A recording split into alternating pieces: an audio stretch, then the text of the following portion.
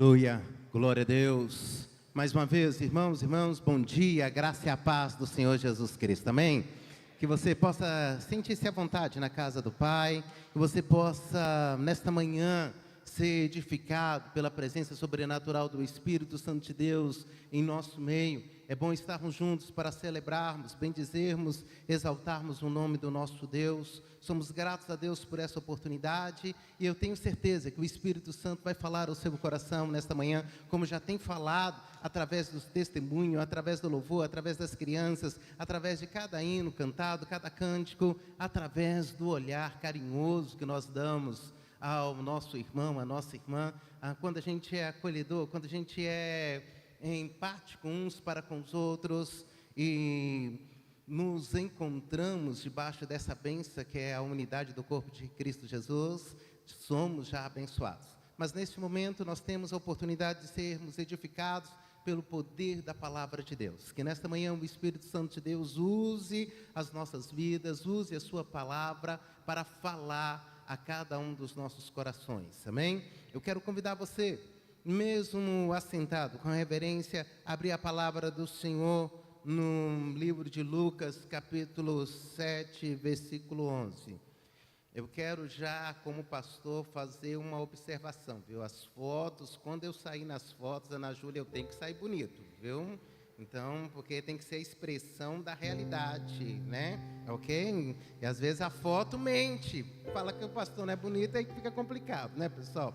Brincadeira à parte, Evangelho de Lucas, capítulo de número 7, verso de número 11 em diante, com toda a reverência que a palavra de Deus requer de nós, façamos a leitura desse texto bíblico que diz o seguinte: em dia subsequente, dirigia-se Jesus a uma cidade chamada Naim. Iam com ele os seus discípulos e numerosa multidão. Como se aproximasse da porta da cidade, eis que saiu o enterro do filho único de uma viúva, e grande multidão da cidade ia com ela. Vendo-a, o Senhor se compadeceu dela e lhe disse: não chores.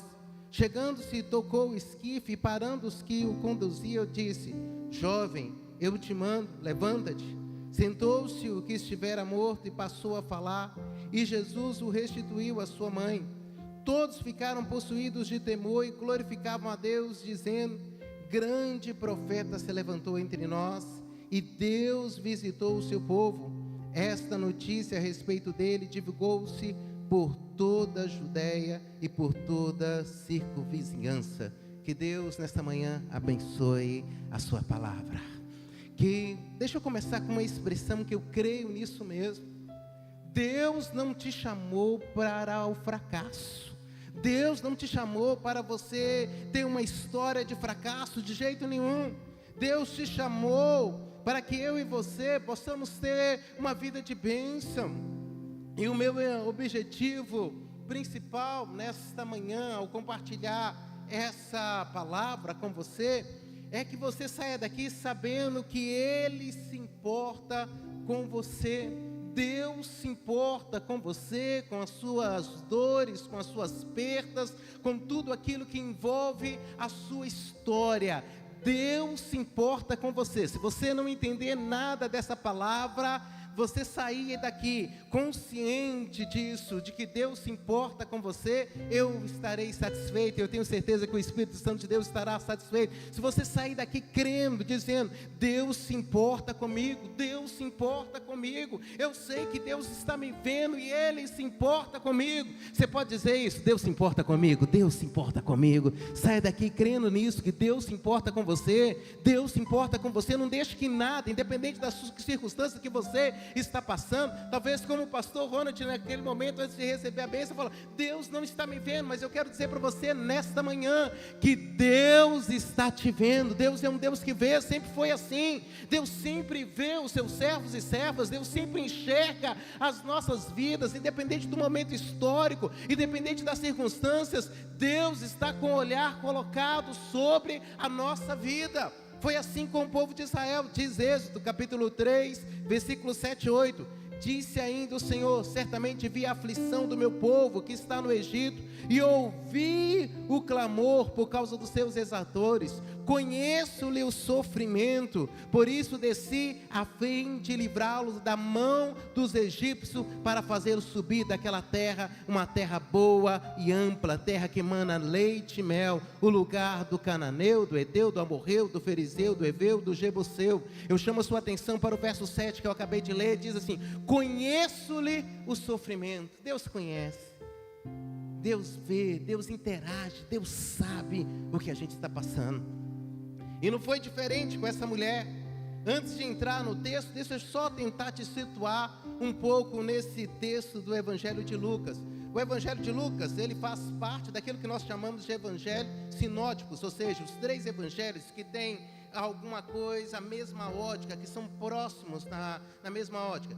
E, ou seja, dos 24 capítulos que tem no Evangelho de Lucas, 41% do conteúdo deles você encontra também no Evangelho de Marcos, Mateus. Se você olhar 1% desse conteúdo que tem no Evangelho de Lucas, ele vai estar também no Evangelho de Marcos. Não vai ter nem no Evangelho de Mateus, nem no Evangelho de João.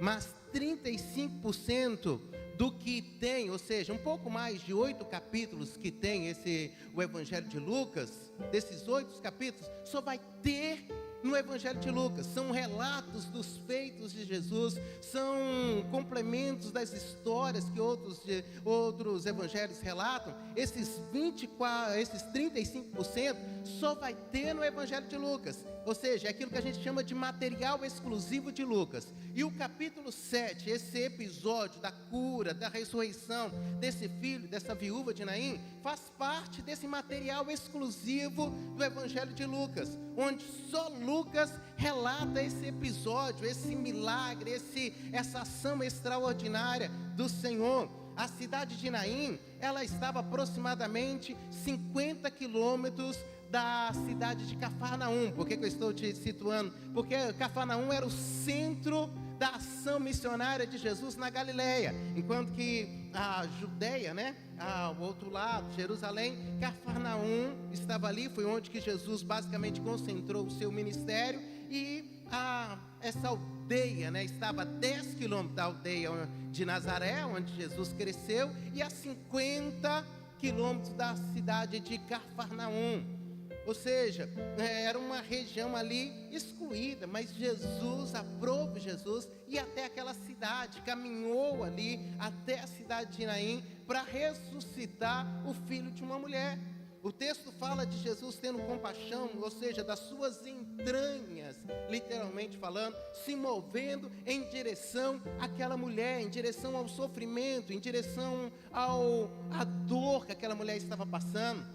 E o texto fala que ele tocou no esquife, ou seja, as mãos de Deus tocaram naquela situação e mudou o quadro. Eu sei que eu e você queremos ser tocados por Deus.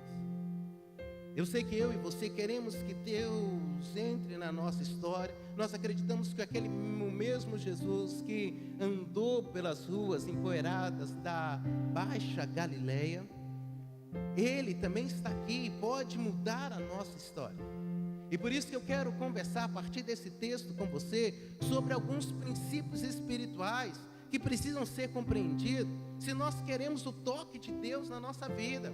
Eu quero apresentar com base nesse texto alguns princípios que eu e você precisamos entender para que a gente possa viver o toque de Deus na nossa história, na nossa vida, para que a gente possa experimentar as mãos de Deus mudando a história da nossa vida. E o primeiro princípio é que a história que Deus traçou para as nossas vidas não pode ser reduzida a fracassos. A história que Deus traçou para as nossas vidas, ela não pode ser reduzida a fracassos. Eu não estou querendo aqui falar com você sobre um evangelho desmedido, fora da curva dos textos bíblicos, se é que eu posso usar essa expressão, mas que é o evangelho descabido da prosperidade. Não estou falando sobre isso. Eu estou falando que Deus quer construir uma história de bênção sobre a sua vida. E às vezes a gente fica preso só em histórias de fracasso. Às vezes a gente fica preso só em derrotas. Não, esse não é o projeto de Deus para a minha vida e para a sua vida. Por isso que eu comecei nesta manhã falando com você, que você tem que acreditar que você foi chamado para ser uma bênção, para construir uma história de sucesso, em nome de Jesus. Creia nisso. Ninguém foi chamado, nossos filhos, nossas filhas, nossos pais, por mais que tenham fracassado, não tem o direito de determinar, ninguém tem o direito de determinar uma história de fracasso, porque Deus, eu tenho certeza, escreveu para mim e para você uma história de bênção, de felicidade, de sucesso. Amém, povo de Deus? Vocês estão aí? E olha para você ver como o Evangelho de Lucas, num determinado momento, reduz a história dessa mulher a uma história de fracasso. O verso 12, que nós acabamos de ler, eu repito para você, diz assim: como se aproximasse da porta da cidade, eis que saiu o enterro do filho único de uma viúva, grande multidão da cidade ia com ela. Preste bem atenção como esse verso é um relato de fracasso. Primeiro, viúva. No contexto, eu quero situar, lembrar você que nós estamos falando do contexto do Oriente, do primeiro século, um contexto judaico. Uma mulher viúva, que não tinha marido, e automaticamente ela não tinha posse, porque senão ela tinha usufruído da lei do levirato. O irmão do marido dela tinha ido lá, resgatado ela para ficar com as posses. Uma mulher que não tinha posses, ela era viúva, tinha perdido o seu único filho. Uma viúva que só teve um filho. No contexto judaico, não ter muitos filhos era vergonha, não era sinônimo da falta da bênção do Senhor. Deixa eu te respaldar biblicamente o que eu estou falando. Salmo 127, a herança do Senhor são os filhos, o fruto do seu galardão. Herança do Senhor são os filhos, o fruto do ventre, seu galardão. Como flechas na mão do guerreiro, assim os filhos da mocidade. Feliz o homem que enche deles a sua aljava, não será envergonhado quando pleitear com os inimigos à porta. Ou seja, ela não tinha recebido essa bênção de ter muitos filhos. Segundo problema, o filho dela tinha morrido cedo. Falecimento de um jovem no contexto judaico era algo vergonhoso e até mesmo tido por maldição. Olha o que diz o Salmo 55, versículo 23. Tu, porém, ó Deus, o precipitarás à cova profunda. Homens sanguinários e fraudulentos não chegarão à metade dos seus dias. Eu, todavia, confiarei no Senhor. O salmista fala, são pessoas ruins, eles não chegam na metade dos dias de vida que eles eram para ter. Morrem jovem, morrem cedo. Salmo 102, versículo 24. Dizia eu, Deus meu, não me leves na metade da minha vida, tu cujos anos se estende por todas as gerações. A história dessa mulher parecia muito com a história de Noemi, do livro de Ruth. Era uma mulher que tinha uma história de perder o marido, perder os filhos. Era uma mulher que estava reduzida ao fracasso, uma viúva sem filhos. No primeiro século, a história daquela mulher estava fadada a ser uma mendiga, a viver de favor, a não ter esperança, a não ter descendência. Eu sei que muitas vezes a gente enfrenta situações na nossa vida que a gente fala assim, isso aqui vai marcar a minha história como sendo um fracasso. E aí eu não estou falando de coisas econômicas somente, estou falando de tudo na vida. De repente a gente olha para a nossa família, para a nossa história familiar, a gente fala, nossa, minha história familiar está marcada por um fracasso. Minha história, a história dos meus filhos estão marcadas por fracasso. A história do meu irmão está marcada por um fracasso. A minha história espiritual, de repente, está marcada por um fracasso. Deixa eu dizer para você, esse não é o plano de Deus para as nossas vidas.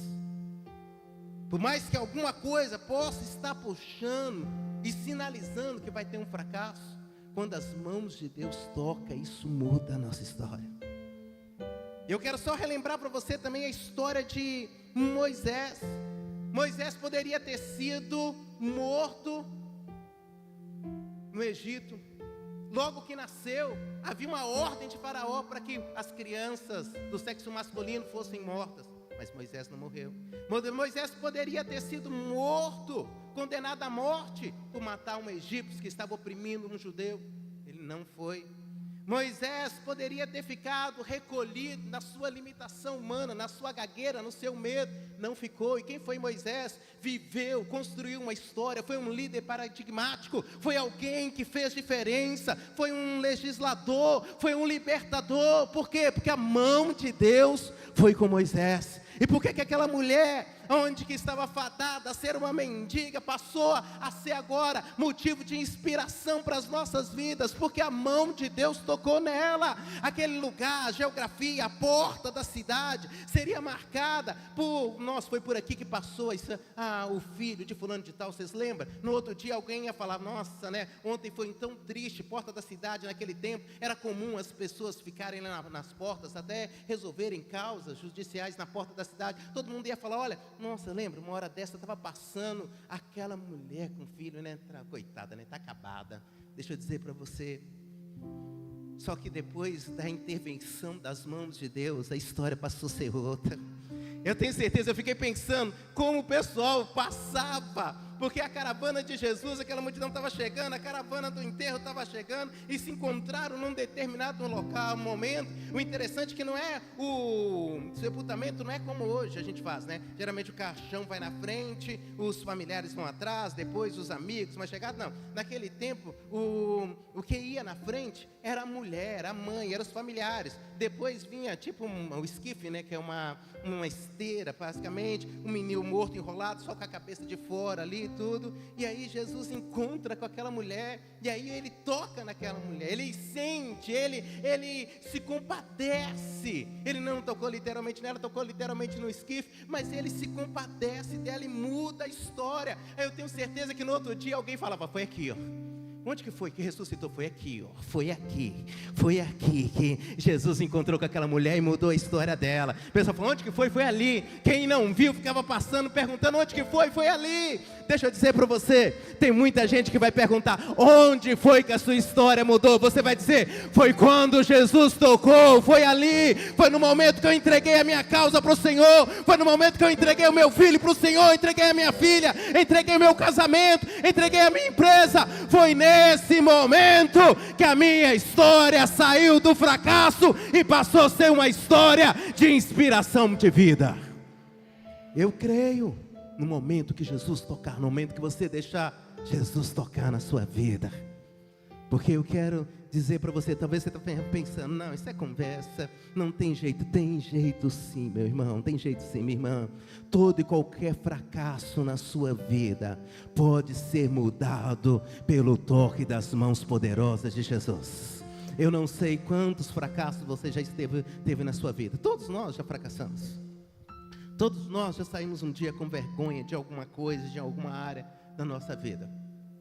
Sabe, quando eu penso em alguma coisa de fracasso na minha vida, sabe, eu lembro da minha infância, uma coisa assim que me marcou, sabe. Eu acho que foi por isso que depois eu comecei a jogar vôlei mesmo.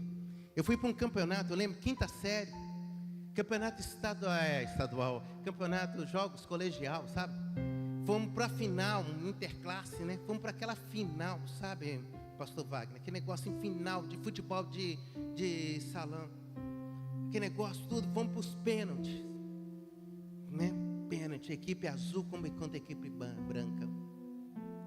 Menino, terminou o jogo empatado, sabe aquele jogo, aquela torcida, né, tudo. E você menino, né, adolescente, pré-adolescente, que negócio, né, você quer aparecer, né, tudo, né, aquela coisa toda, né. Então, fomos por pênalti. Menino, fui bater o pênalti. Sabe, que negócio que se você perder, o seu time perde, sabe. Mas eu fui, falei assim, agora, e se eu acerto, o time ganha? Eu falei, vou fazer um nome, sabe, agora vou fazer, sabe, aquela coisa. E fui, meu irmão, e fui. Rapaz, e naquele tempo o ginásio, né, era o ginásio do colégio, tudo, eles levantaram, né, a bandeja de basquete, tudo estava atrás, lá, para não atrapalhar aquele negócio todo, lá em cima. Eu fui. Mas eu fui com tanta vontade, eu falei assim, vai entrar goleiro, vai afundar tudo, e bati. Eu não sei o que aconteceu, menino, até hoje, eu já tentei fazer aquilo, não sei o que aconteceu. Eu acertei a bandeja de basquete lá atrás. Sabe, querido? Eu acertei a bandeja de basquete lá atrás. Menino, mas eu os meus amigos, sabe o que é que o pessoal não teve ninguém para bater nas costas e falar assim, não acontece, João. Os caras falaram, foi de propósito, porque foi tão absurdo que foi de propósito. E aí a gente tinha jogo de polo aquático no outro dia. Eles só me deixaram jogar, meu irmão, porque eu era o centroavante do time de polo aquático que jogava bem. Polo aquático eu garanti. Porque eles falaram, não, vamos tirar você de tudo quanto é jogo que você fez de propósito. Eu era muito amigo do goleiro lá, do outro time. Você fez de propósito. Aquela vergonha, meu irmão, eu nunca fui para casa tão humilhado, sabe? Tão humilhado. E eu penso quantas vezes a gente volta para casa humilhado por situações na vida da gente. Passou, isso é coisa bobeira. Passou. Eu não disputei um ou outro campeonato de futebol. Foi muito difícil para o pessoal me deixar entrar, tá? Aí eu fui ser goleiro, aí eles me deixaram, entendeu? Mas deixa eu dizer para você, meu irmão, minha irmã. Eu não sei como é que você entrou, mas eu sei como você pode voltar para casa, acreditando que essa área da sua vida pode ser tocada pelas mãos de Deus. Eu quero liberar essa palavra sobre a sua vida. Se você crê aí, diga um amém. Você não vai ter um relato de fracasso sobre a sua vida. O seu relato de fracasso vai mudar e vai ser testemunho de milagre em nome de Jesus. Se você tem liberdade para alguém aí para dizer, falar, Deus vai te tirar de todo e qualquer fracasso em nome de Jesus. Amém, meu irmão? Amém, minha irmã? Você pode aplaudir o Senhor que te tira do fracasso, esse Deus que te tira de qualquer situação de humilhação, em nome de Jesus. Creia nisso. Deus não te chamou por fracasso. Creia nisso. Segundo princípio espiritual, para a gente receber o toque de Deus, primeiro você tem que acreditar que Deus não te chamou por fracasso. Segundo, você tem que acreditar que nada nem ninguém pode te manter fora do alcance das mãos de Deus. Nada nem ninguém pode te manter fora do alcance das mãos de Deus. Eu sei que você conhece o texto de Isaías 43:13. Agindo eu... Não, mas se você vai citar o texto bíblico, fala com vontade. Agindo eu... Quem impede? Eu sei, a gente sabe de qual, mas às vezes a gente fica pensando assim, não, isso aqui não tem jeito. Tem jeito sim. Deus pode tocar onde você acha que Deus não pode tocar. Deus pode tocar aonde você pensa que Ele não pode tocar. E o contexto cerimonial desse episódio estava dizendo, não toque. Por quê? Porque dentro dos rituais de pureza cerimonial e impureza cerimonial da religião judaica, dizia que Jesus não podia tocar naquele morto. Deixa eu só situar você, Números capítulo 19, a partir do versículo 11 ao versículo 16. Número 19, 11 a 16 diz assim: aquele que tocar em algum morto, cadáver de algum homem, imundo será 7 dias. Imundo será 7 dias. Ao terceiro dia, ao sétimo dia, se purificará com esta água e será limpo. Mas se ao terceiro dia, ao sétimo dia, não se purificar, não será limpo. Todo aquele que tocar em algum morto, cadáver de algum homem, e não se purificar, contamina o tabernáculo do Senhor. Essa pessoa será eliminada de Israel, porque a água purificadora não foi aspergida sobre ele. Imundo será, está nele ainda a sua imundícia. Esta é a lei quando morrer algum homem em alguma tenda. Todo aquele que entrar nessa tenda e todo aquele que nela estiver serão imundos 7 dias. Também todo vaso aberto sobre que não houver tampa amarrada será imundo. Todo aquele que no campo aberto tocar em alguém, quer for morto pela espada, ou em outro morto, ou nos ossos de algum homem, ou numa sepultura, será imundo 7 dias. Deixa eu dizer para você, o ritual religioso do judaísmo não permitia que Jesus tocasse naquele morto. Isso era a lógica, só quem estava carregando o esquife que devia tocar e depois passar por esse ritual de purificação durante 7 dias.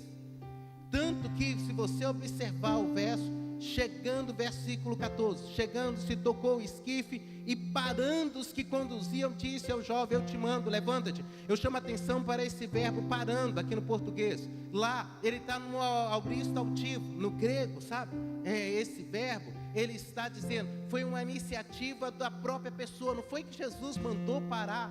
É que na hora que aconteceu o toque, eles pararam por quê? Falou, tem alguma coisa fora do eixo, tem alguma coisa que está quebrando o protocolo, tem alguma coisa que não devia acontecer, que aconteceu. Jesus tocando no esquife não devia acontecer, e se essa pessoa tocar em mais alguém, o problema não era só Jesus ficar imundo, a questão era tornar todo mundo imundo, e se todo mundo não fizesse o ritual de purificação, corria o risco de todo mundo ser condenado até mesmo à morte.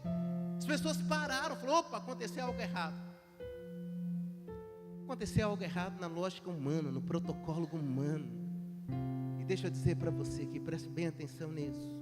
Se for preciso quebrar protocolos institucionais para te abençoar, Deus vai quebrar. Deus é especialista em quebrar esses rituais. Deus é especialista em mudar a história, fazer algo inesperado. Foi assim, Marcos 10, o cego Bartimeu.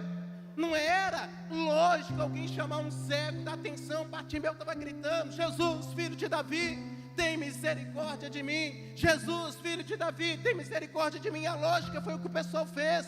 Cala a boca, não incomode. E ele gritava mais alto, Jesus, filho de Davi. Por isso que todo mundo se admirou, e ele se alegrou, ele deu um salto, porque Jesus mandou chamá-lo. Jesus não está preocupado com o protocolo, não. Se você gritar, eu estou falando gritar aqui como força de expressão do texto, você não precisa gritar, você pode chorar, você pode se derramar, não importa. Se você chamar a atenção de Deus nessa manhã, Ele vai te abençoar em nome de Jesus. Você pode ter certeza, nós temos uma liturgia, nós temos um protocolo, daqui a pouco nós vamos para a nossa classe de escola dominical, mas Jesus não está preso a nada disso. E eu creio que Ele quer te abençoar nesta manhã. Basta tão somente você se deixar ser tocado pelo Senhor. Não importa o que os outros vão pensar. Foi assim lá na mulher na casa de Simão. Lucas, um pouquinho para frente aqui no capítulo 7 mesmo de Lucas, 36 e 50. Jesus quebrou o protocolo, se deixou tocar. O pessoal falou, se ele soubesse quem era ela, uma pecadora, não deixava. Jesus não está nem aí. E termina o capítulo dizendo, está perdoado os teus pecados. E o pessoal fala, não pode perdoar pecados. Jesus fala, pode. Talvez alguém está aqui, fracassou, pecou, caiu, ficou longe da presença do Senhor. E talvez você já escutou de igrejas, você já escutou de líderes, você já escutou de instituição dizendo, não dá mais para você. Mas eu quero dizer nesta manhã, em nome de Jesus, dá sim. O Senhor perdoa os seus pecados. Basta tão somente você confessar, e Ele vai te lavar de toda injustiça e vai te colocar de pé. Creia nisso. Não importa quantas vezes você ouviu dizendo, não tem mais jeito, fracassou, vai fracassar de novo. A palavra do Senhor nesta manhã para você vai dar certo em nome de Jesus. E se for preciso, Ele vai quebrar todos os protocolos, vai decepcionar muita gente, mas não vai deixar de te abençoar. Foi assim com a mulher adúltera no Evangelho de João, no capítulo 8. Era para sair dali apedrejada, era para sair dali cada vez mais humilhada. Sabe, o que eu penso é aquela mulher ir embora, sabe? Eu gosto muito de, vocês irão perceber disso, eu gosto muito de me imaginar no texto bíblico. E eu fico imaginando depois que todo mundo foi embora, que Jesus falou com ela, vai e não peques mais. Eu fico imaginando aquela mulher que chegou escorraçada, humilhada, envergonhada. Ela, depois que todo mundo foi embora, Jesus perguntou, não tem ninguém, cadê os seus acusadores? Não tem ninguém mais. E aí Jesus fala, perdoados estão teu pecado, vai lá e não peques mais. Fico pensando aquela mulher ir embora, meu irmão. Aquela mulher ir embora, minha irmã. Como ela deve ter ido de cabeça erguida, sem o fardo da acusação. É por isso que Jesus está dizendo para você e para mim nessa manhã, vinde a mim todos que estáis cansados e sobrecarregados, eu vos aliviarei. Eu quero que você saia daqui, quando você for embora, depois da escola dominical, depois do culto, você saia daqui de cabeça erguida, sabendo que as mãos de Jesus te tocaram, te deram uma nova oportunidade de sucesso, amém? Que ninguém mais, quando você procurar os seus acusadores, você não veja ninguém mais na sua frente que tenha direito de te acusar, porque Jesus já te perdoou, amém, meu irmão, amém, minha irmã? Outro princípio espiritual que você tem que acreditar para ser tocado pela mão do Senhor é que o restituir de Deus não é um mero readquirir de coisas materiais, de coisas perdidas, mas um abrir de novas e maiores possibilidades para a construção do nosso futuro. Vou repetir. O restituir de Deus não é um mero readquirir de coisas perdidas, mas um abrir de novas e maiores possibilidades para a construção do nosso futuro. Diz o versículo 15: sentou-se o que estivera morto e passou a falar, e Jesus o restituiu à sua mãe. Deixa eu dizer para você, quando Jesus restitui o filho para aquela mãe, Ele não restitui só o filho, Ele restitui a dignidade. Você lembra que aos olhos do judaísmo, uma mulher viúva era indigna, um filho que morre precocemente é indigno. Aquela mulher começa agora a ter dignidade. Ela, antes do toque de Jesus, ela teria a marca de uma mulher fracassada, mas agora ela tem a marca de uma mulher que a bênção de Deus estava sobre ela. Jesus restituiu o filho, mas não foi só o filho que foi restituído, foi a dignidade, foi a capacidade de sonhar, sabe? O Ricardo ontem, quando saiu, falou comigo: estou indo lá buscar minha netinha. É tão bom, né, velho? Alguém disse: eu não tenho esse privilégio ainda, e não vou ter tão cedo, de ser avô, já avisando. Então,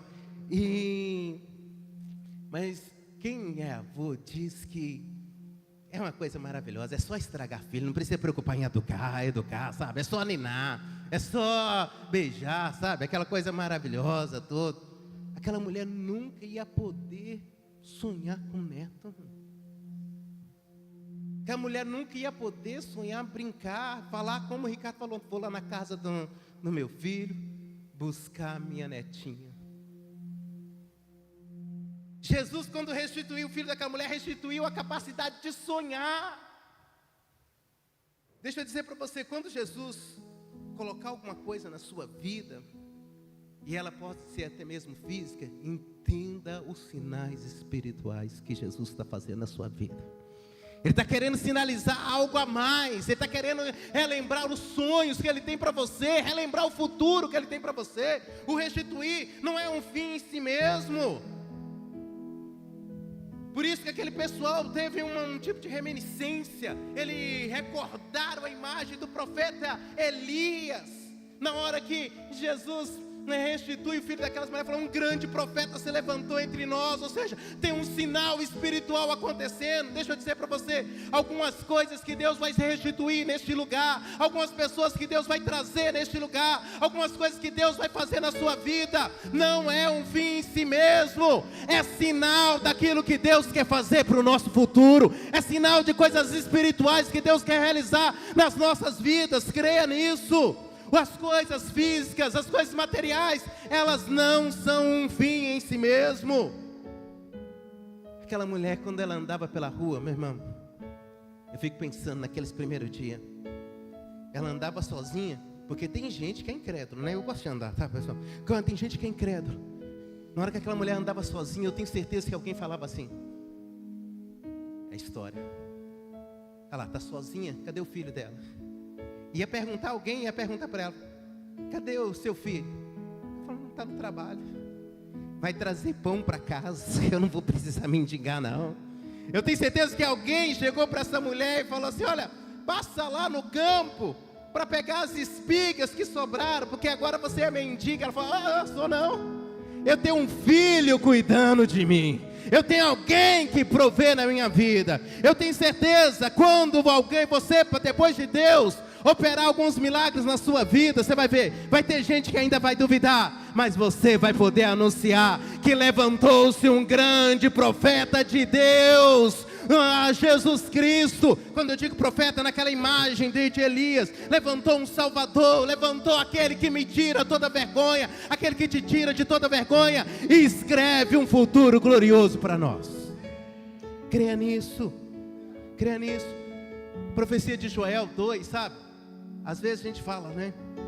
E esquece do final da profecia. Diz assim, versículo 23: alegrai-vos, pois, filhos de Sião, regozijai-vos no Senhor vosso Deus, porque Ele vos dará em justa medida a chuva, fará descer como outrora a chuva temporã e a seródia. As eiras se encherão de trigo, os lagares transbordarão de vinho e de óleo.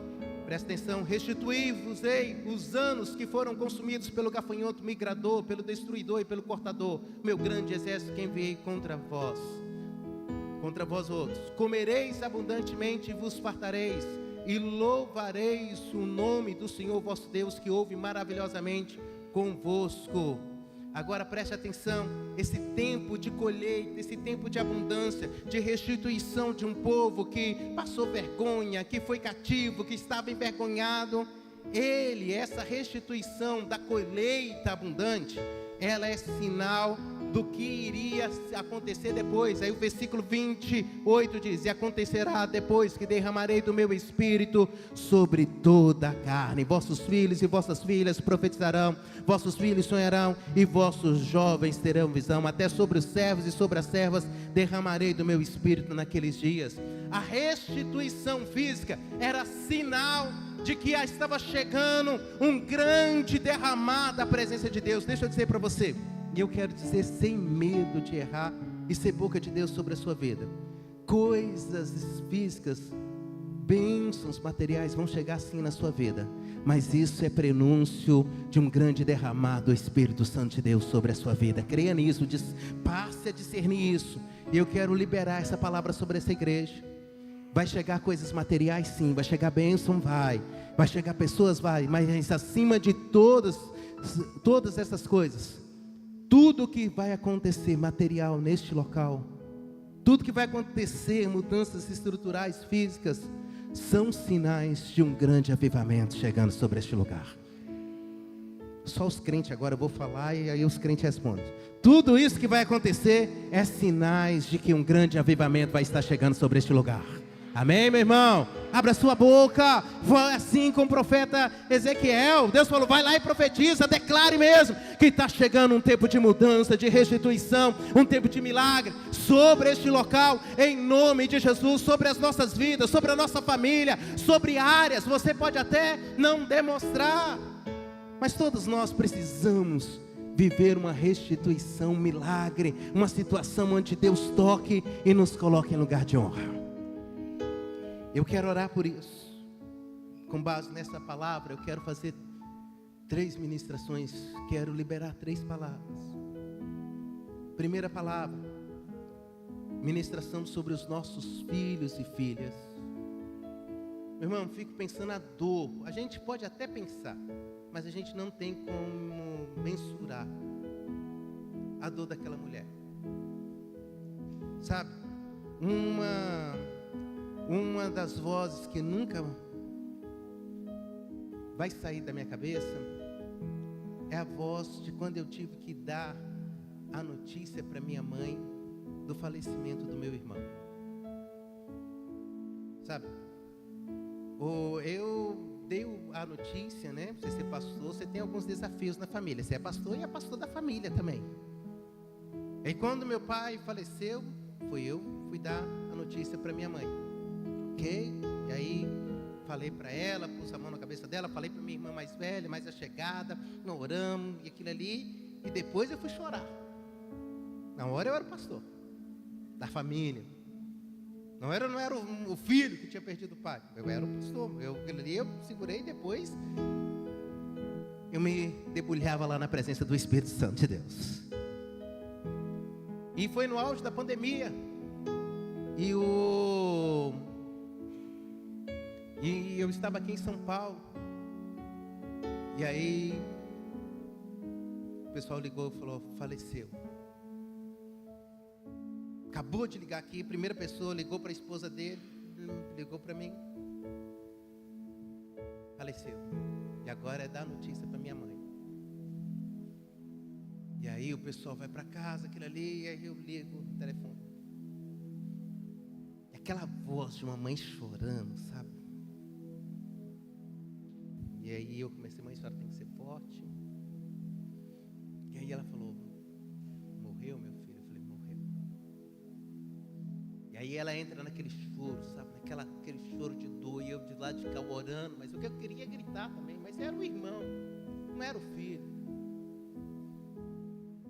E aquela voz, e aí por aí eu fico mensurando, tentando, né, equivocadamente mensurar a dor que aquela mulher estava sentindo. Minha mãe ainda ia ficar com 9 filhos. Aquela mulher estava enterrando o único filho dela. Mas independente de quantos filhos tem, a dor é terrível, eu tenho certeza disso. Independente de quantos irmãos tem, a dor é terrível. Por isso, uma das coisas que eu quero declarar, que você não vai fracassar como pai, como mãe.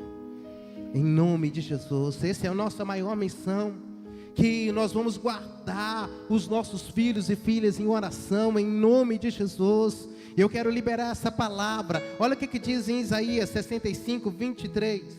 Não trabalharão debalde, nem terão filhos para calamidade, porque são a posteridade bendita do Senhor, e os seus filhos estarão com eles. Deixa eu declarar essa palavra sobre você, que as mãos de Deus vão te tocar, porque você e eu não teremos filhos e filhas para calamidade, amém? Em nome de Jesus, os nossos filhos e filhas são a herança bendita do Senhor, posteridade bendita do Senhor, estarão conosco na presença do Senhor, louvando, bendizendo e exaltando o nome do nosso Deus. As mãos de Deus é que vão cuidar dos nossos filhos e filhas, e os nossos filhos e filhas estarão conosco, celebrando, bendizendo, louvando o nome do Senhor. Os nossos filhos e filhas não serão para a calamidade, não vão trazer tristeza, pelo contrário, serão filhos e filhas que trarão alegria, trarão honra, em nome de Jesus. Você crê nisso, meu irmão?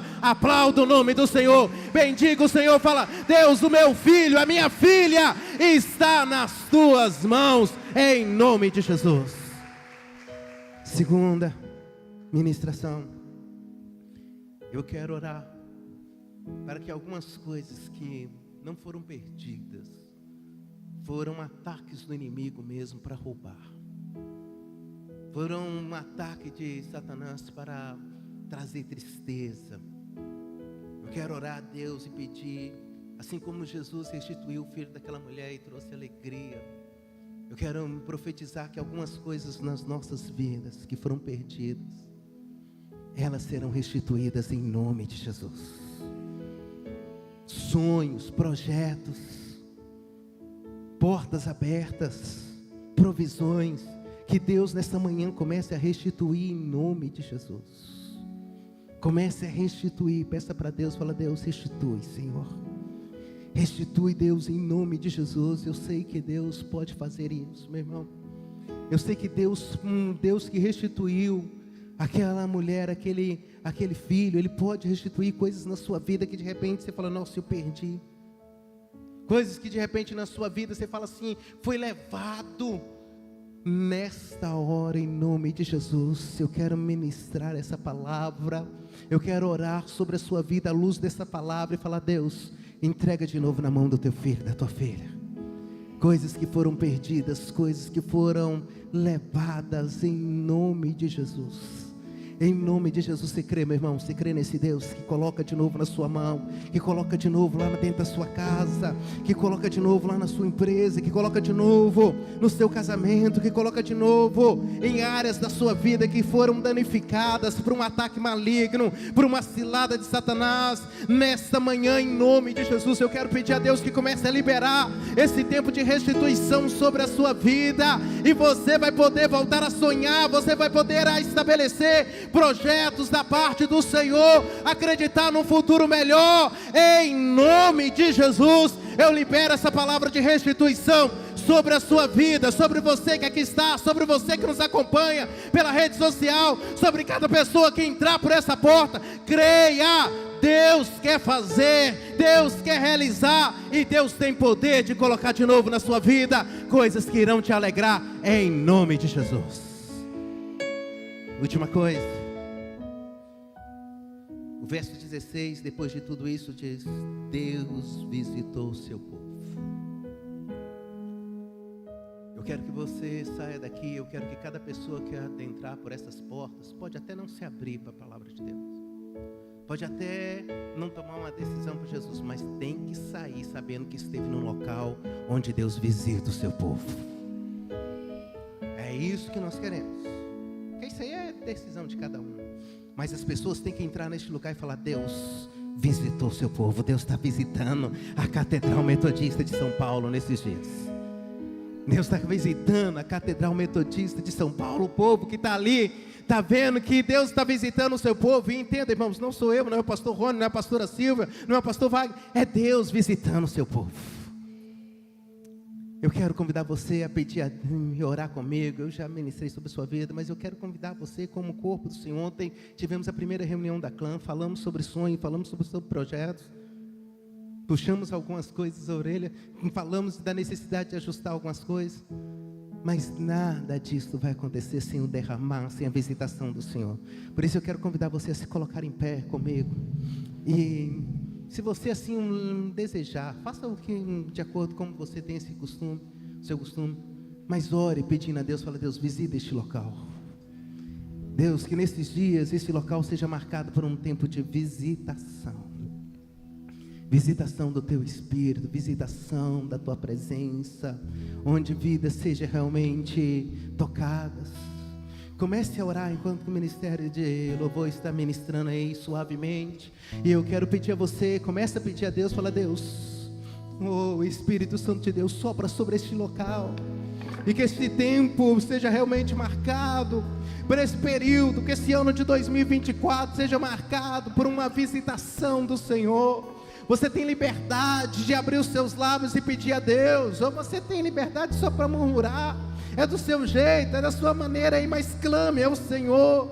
Seja intenso e para a luz dessa palavra fala: Deus, visita o teu povo. Deus está visitando o seu povo. Que essa seja a fala de cada pessoa, de cada irmão, de cada irmã, de cada família nesses dias. Venha Espírito Santo de Deus e visita a Catedral Metodista nesse ano de 2024. Vem Espírito Santo de Deus e visita os lares nesse ano de 2024. Que cada pessoa neste lugar, nessa catedral, possa dizer: Deus tem visitado o seu povo nesses dias. Deus tem visitado essa igreja em cada reunião, em cada local. Deus tem visitado o seu povo em cada acolhimento dos moradores de rua. Deus tem visitado o seu povo em cada pessoa que vem e entra por essas portas. Deus tem visitado o seu povo em cada enfermo que é curado. Deus tem visitado o seu povo. Faça isso, Deus, em cada provisão, em restituição de coisas que foram perdidas. Que o Senhor visite o teu povo, Deus. Aleluia, Tu és o Deus poderoso, Tu és o Deus que pode fazer, assim como o Senhor fez naquela cidade de Naim, as portas daquela cidade. Que o Senhor faça neste local, que o Senhor faça na Catedral Metodista de São Paulo, um tempo de visitação. Traz, Deus, traz em nome de Jesus a visitação do Senhor sobre este local. Oh, aleluia. Abra os seus lábios, meu irmão, e profetize. Abra os seus lábios, minha irmã, e profetize. Um novo de Deus chegando. A visitação do Espírito Santo de Deus chegando sobre este lugar, sobre as nossas vidas. Na autoridade do nome de Jesus, na autoridade do Teu nome, Deus, nós declaramos que é chegado um tempo de visitação do Teu Espírito sobre este local. É promessa do Senhor. É promessa do Senhor para as nossas vidas. Então visita nesses dias, derrama do Teu Espírito sobre este lugar, sobre as nossas vidas, em nome de Jesus. Amém, meu irmão? Você pode aplaudir esse Deus que visita o seu povo, esse Deus que faz coisas maiores. Aleluia! Esse Deus que é bom, esse Deus que é fiel. Aleluia! Podemos assentar, meu irmão, minha irmã. Glória a Deus.